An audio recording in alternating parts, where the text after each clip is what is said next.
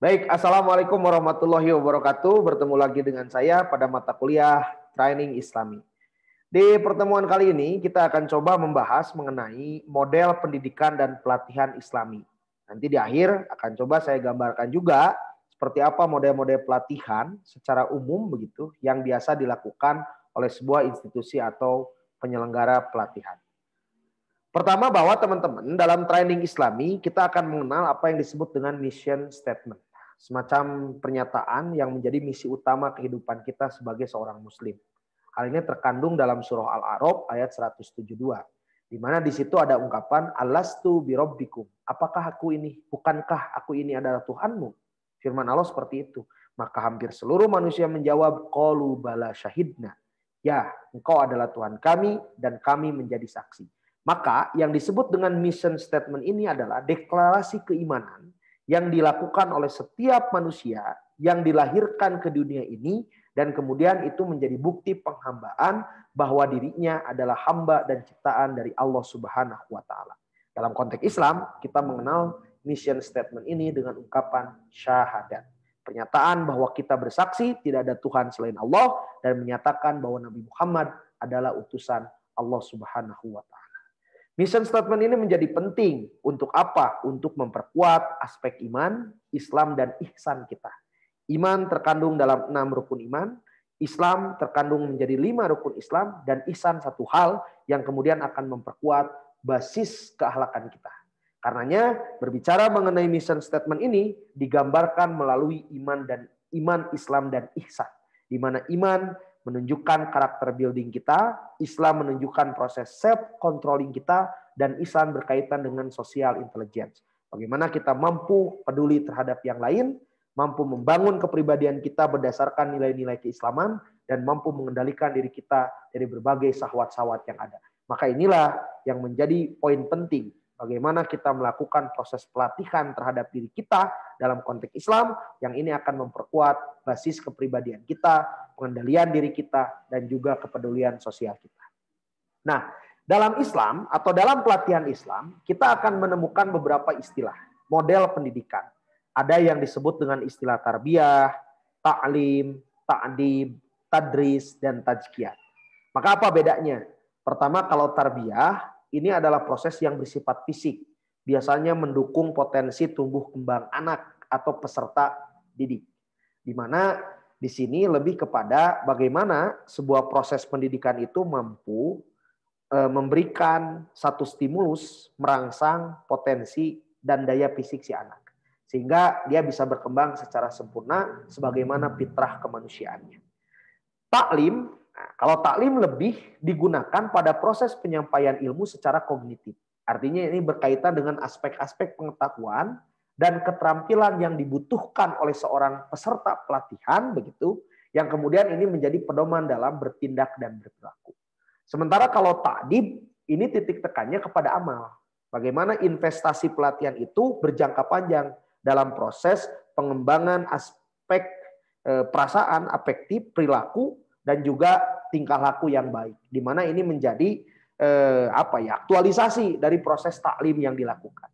Kemudian tadris. Kalau tadris titik tekannya adalah upaya menyiapkan anak didik yang tidak hanya sekedar piawai dalam membaca, tetapi juga disertai dengan investasi, internalisasi, nilai-nilai moral dan spiritual. Itu tadris. Dan terakhir tazkiyat. Tazkiyat an-nafs, artinya ini menjadi role value dan ultimate goal bagaimana sebuah pendidikan Islam itu mampu memberikan basis pondasi kekuatan yang luar biasa terhadap peserta pelatihan, yang kemudian value-nya itu orientasinya adalah mardotillah, ma'rifatullah, kemudian mahabbah ilallah. Bagaimana kemudian kita mencapai keridhaan Allah, mendapatkan proses pengenalan dengan Allah Subhanahu wa taala atau ma'rifat, dan kemudian senantiasa menghilangkan ketergantungan terhadap yang lain selain ketergantungan terhadap Allah Subhanahu wa taala.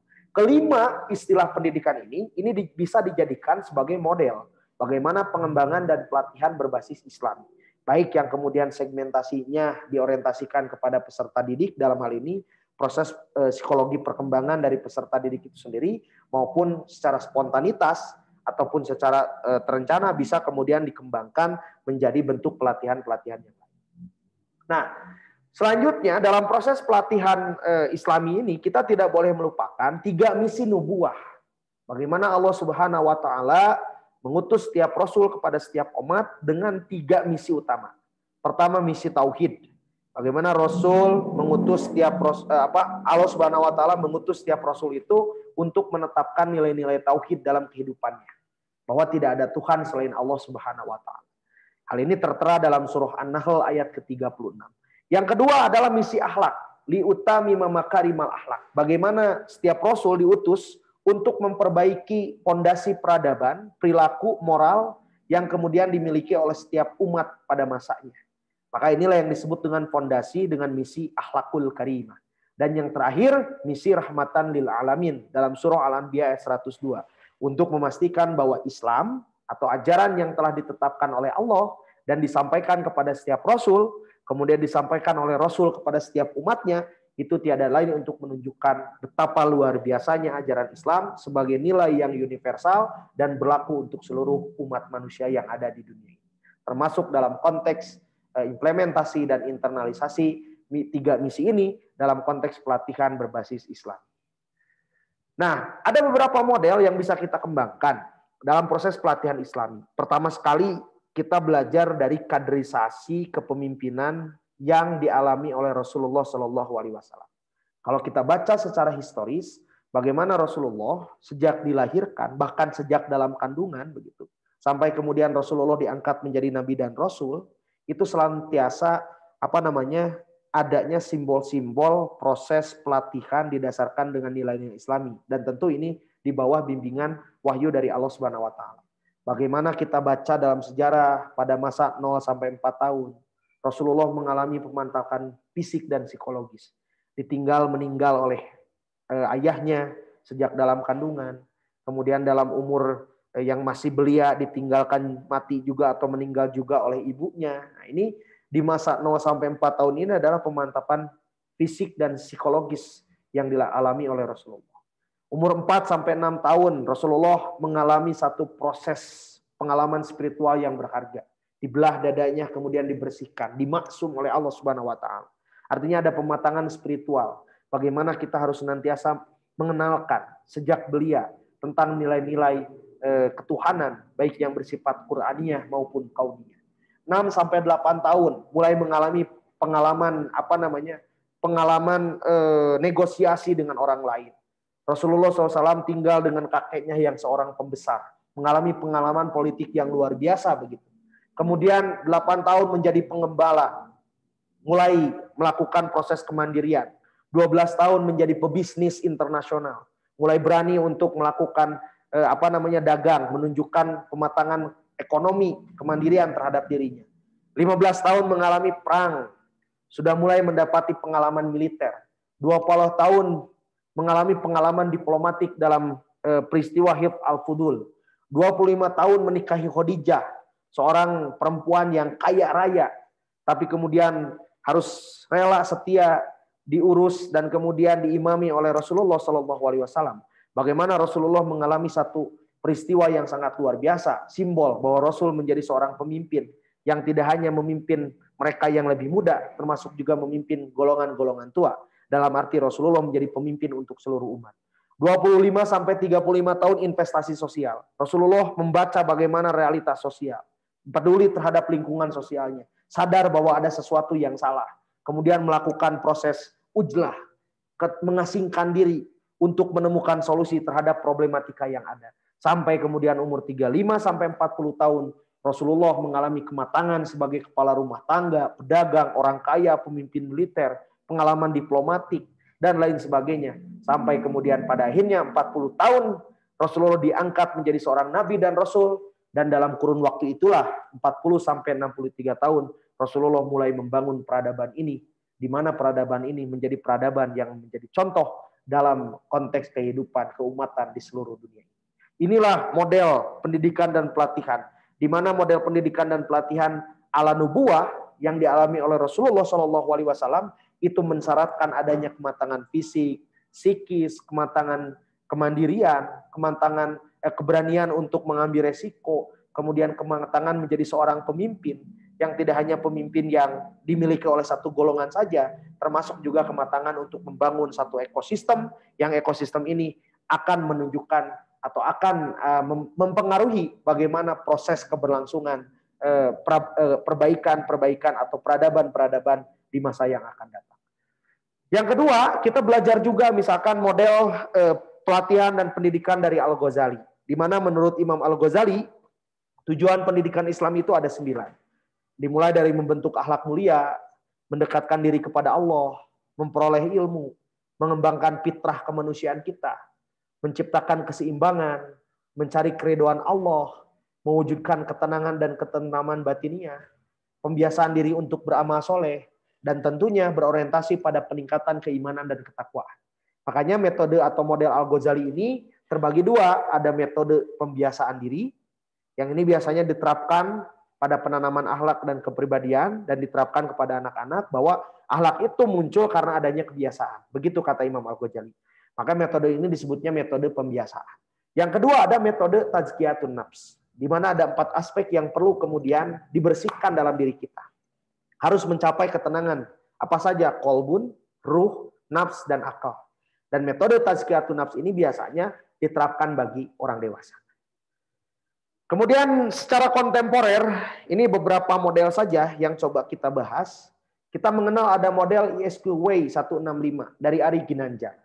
Di mana 1 itu adalah ihsan, 6 itu adalah iman, rukun iman, dan 5 itu adalah rukun Islam.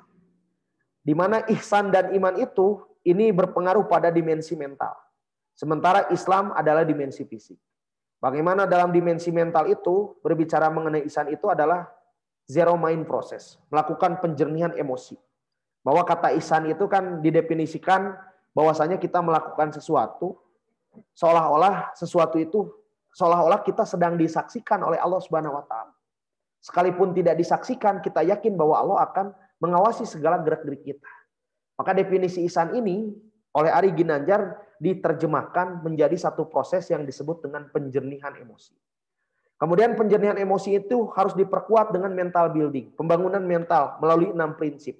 Apa 6 prinsip itu? Ada prinsip bintang, prinsip malaikat, kan begitu ya.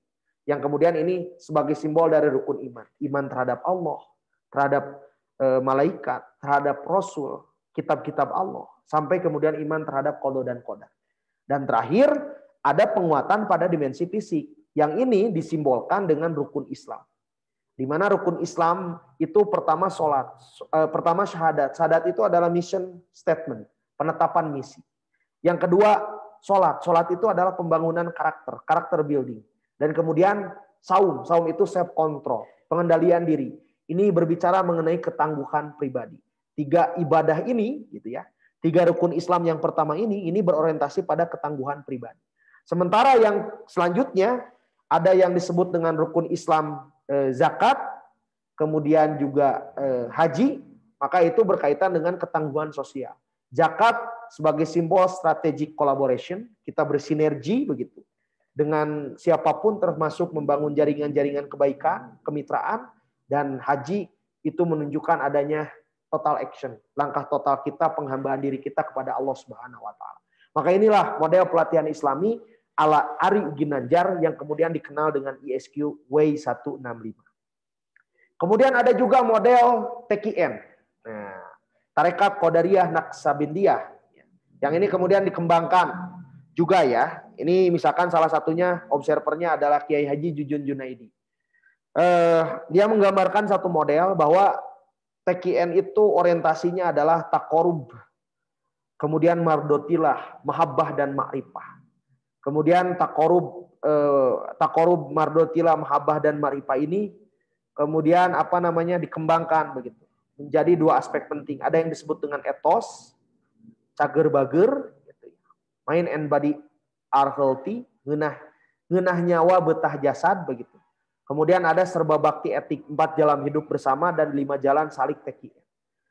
Ujungnya apa? Ini melakukan tilik jeung pamilih, kita melakukan seleksi, kemudian refleksi terhadap apapun yang kita lakukan, kemudian ngahontal segala kehadean, artinya kita tetap berorientasi pada kebaikan, nyingkahan segala kegorengan, berupaya untuk menghindari segala bentuk kemaksiatan, baik yang bersifat lahiriah maupun batiniah.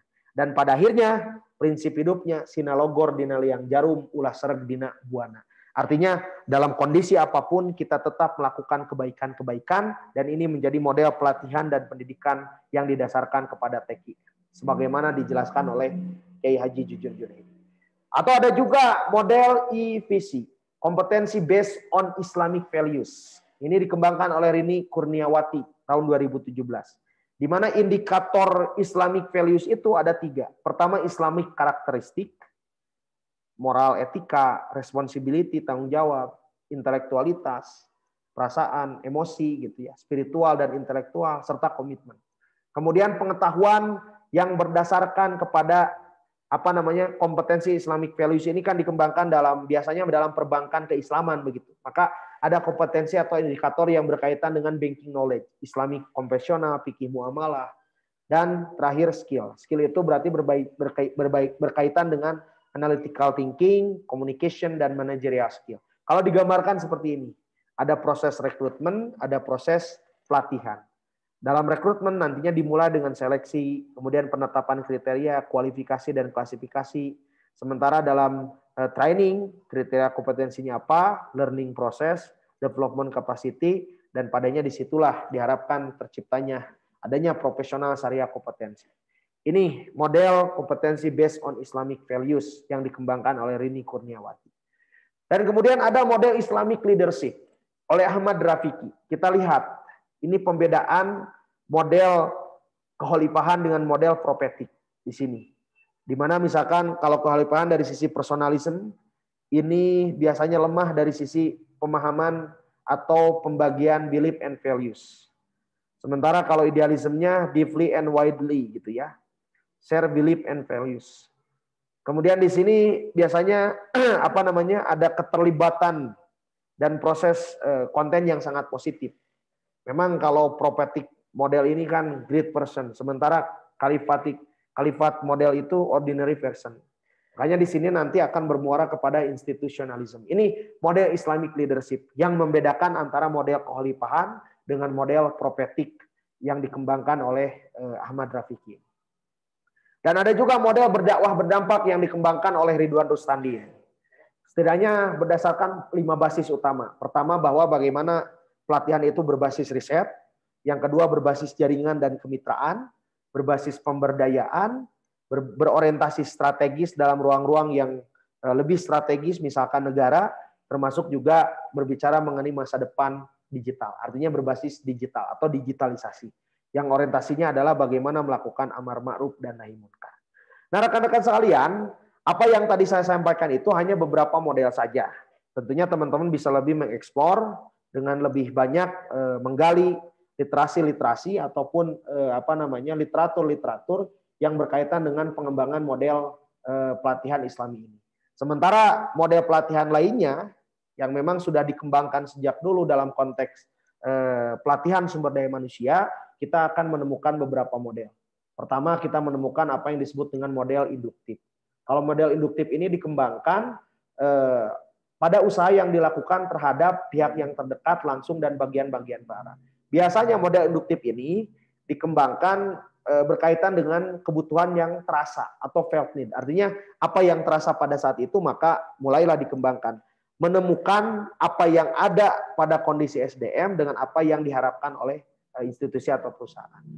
Yang kedua ada model deduktif. Kalau model deduktif ini biasanya dikembangkan begitu ya dalam pengertian yang lebih luas dengan sasaran atau kebutuhan pelatihan yang lebih umum begitu.